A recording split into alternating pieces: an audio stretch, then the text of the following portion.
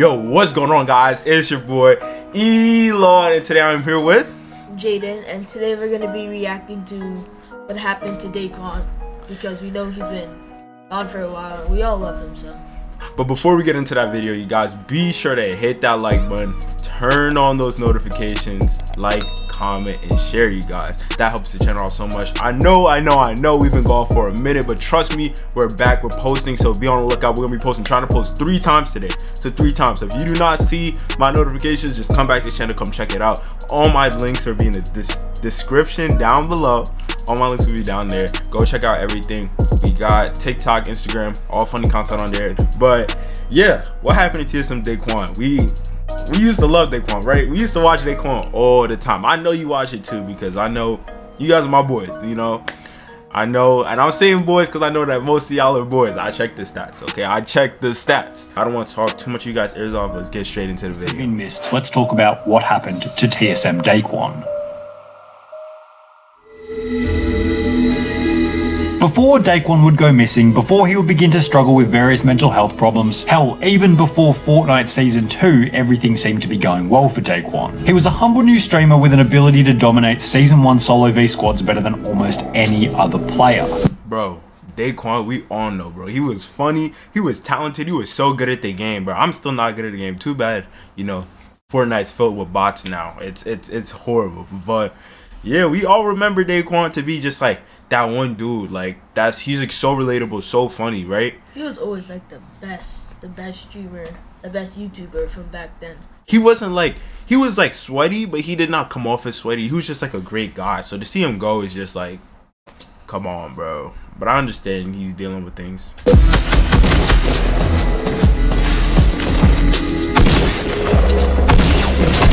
Bro, remember back in these days, bro? What was this, like containers? This didn't even have a name. Bro, we used to go crazy over here. That's in the day when I was a bot, but I'm no longer a bot, back bro. when Fortnite was actually good. Yeah. Let's go, baby. That's how we rocking. He had learned his skills by playing other various games such as Destiny, Black Desert Online, and most notably, Guns the Duel. When Fortnite came out, it was a game whose skill set was very similar to a game I played in the past called Guns. You guys, I know. While playing solo V squads in the first month of Daequan's streaming journey, he would accidentally leave Phil on, which would result in him being queued up with popular streamer Dakotas. I left Phil on accident, and I got into Dakota's game. Dakotas and Daequan would perform extremely well together in that first game. I got 16 kills, he had a ton. We slayed out, so I was like, dang, this guy, he taught me, like, he was doing crazy pyramid strats. I remember it, man. Leading them to add each other and ultimately become good friends. Daequan and Dakotas would then go on to later win 27 squad games in a row, beating the world record of 26 that had previously been set at the time. Dakotas, who was already a popular streamer. I mean, you know, Fortnite's so bad now, you could probably go back and defeat that. 50. Defeat that. At this point, noticed Daequan's skill and would ultimately invite him into the Fortnite Invitational competitive scene. The first Fortnite skirmishes that were going on, like the practice ones, I got him into it because I was like, dang, this guy's super good, you know? And I think he could really give people a run for their money, so I got him invited to it. Daequan will go on to win many of these competitive games. Let's go, baby! What I told y'all! What I told y'all! Get out of my face! Let's go! So relatable, bro. And considering these pro matches were being played by other large YouTubers and streamers, Daequan would receive passive exposure and begin to get recognized as one of the best players in the content creation sphere, while simultaneously getting a reputation for being the founder of the double pump strategy. He was the originator of the double pump. Like, nobody was rocking double pump at that point. Daequan literally came in and just double pumped everyone to Bro, I don't know why, but this is giving me like such documentary vibes. Like, Yeah. like if he's like dead and gone, bro. This is giving me like all like the interviews and like the post movements and like all the stuff he used to do, bro. But it's also bringing me back, bro, to the good old days. Let's go, baby. Let's go. You don't know about the W key, baby. This ultimately led his streams and videos to grow in size, and Daequan would receive a whopping 1.9 million views during his first month on YouTube, providing him with the status of instant sensation. We gonna get there one day. 1.9 million views? We're gonna get way more than that. We're gonna get 1.9 million views a video coming soon. This would turn into 4 million the next month, then 10 million, then 20 million, displaying his continual ability Those to are grow our in numbers. popularity. Daequan stood out from the crowd not only for his skill, but also for his bizarre sayings while playing the game. Come here, boy! your toes, boy! What are you doing, brother? My toes now. Nah, boy, nah! My high ground now. This game's trash. Hey, brother, what do you mean? I don't care if they're tall or skinny. I want them toes, yeah. Then, only 4 months into Daequan's content creation journey, he would break the world record for the most kills in a single game.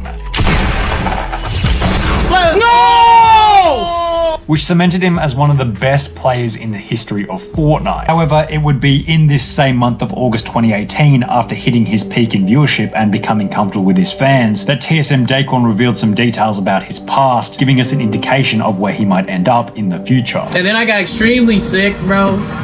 Like, I got extremely sick. I was sick for 3.5 years. Like, very, very, very sick. On the 14th, Bro, imagine being sick for 3.5 years, bro. It's a lot.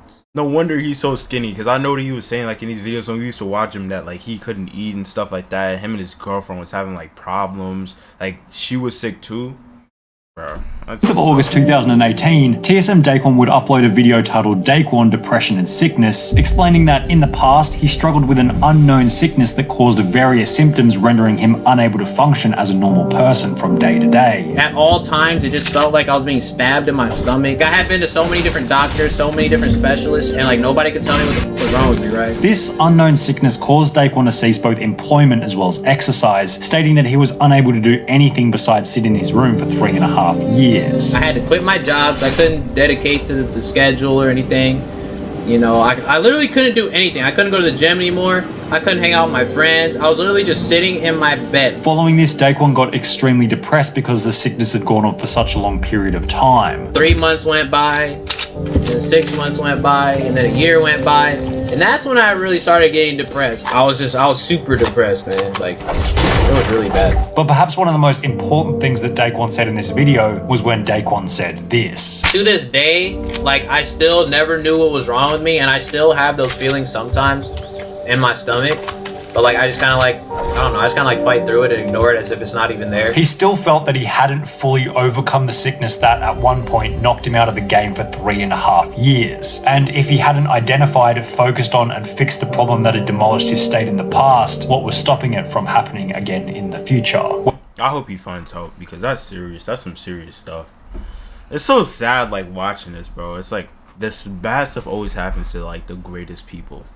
Well, this is exactly what happened. In May of 2019, Daequan will post a tweet stating, "The worst type of stomach pains are the ones where you don't know what the cause is, so you're just always in pain / nauseated and you don't know how to make it go away. Sorry for the lack lately, it's high-key driving me insane. Hopefully we figure it out soon. I'm trying."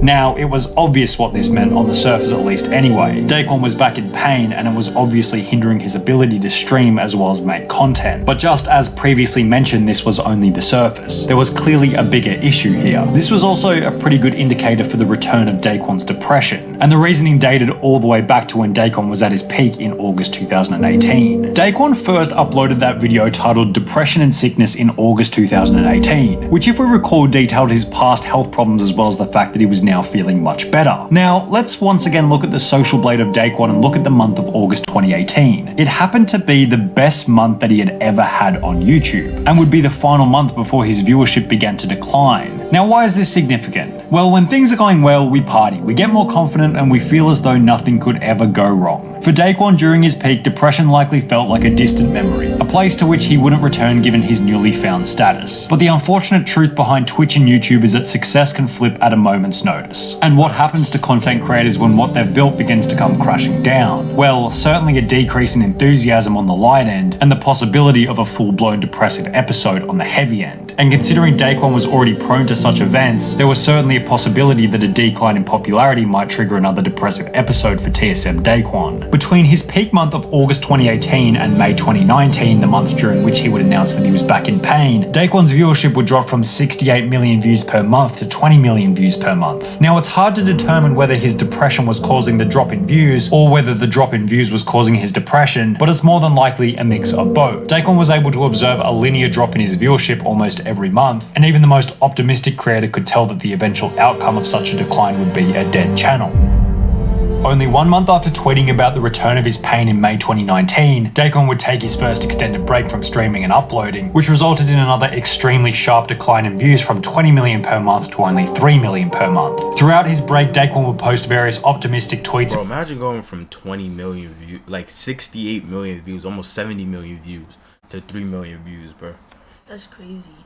That's like such a crazy decline. And the thing that got me, like the thing that's crazy about it is it was only over a couple months. Like this is not years, bro. This is not like years where you go from like, you would say, you know, 2018 to 2020, where it was like a gradual, your channel died. Like, no, this is like a couple months. So like, it bam, bam, bam, bam, bam. All you see is that bam, bam, bam. It's just going down every single month. Like, who wouldn't get depressed, bro? I know a lot of you guys out there have channels, and if you don't, I'm pretty sure you could, like, it's not easy. You know what I'm saying? Like, my channel, obviously, we're not that big yet. We're gonna get there one day. Don't get it wrong. We're gonna get there. But, you know, obviously, like, you know what I'm saying? Our channel, when I get a dislike on a video, I get to really depressed. And when I get a bad comment, but, like, you know, imagine losing almost, what is that? 65 million views? Because of what, a little sickness. Like, I would be extremely depressed as well.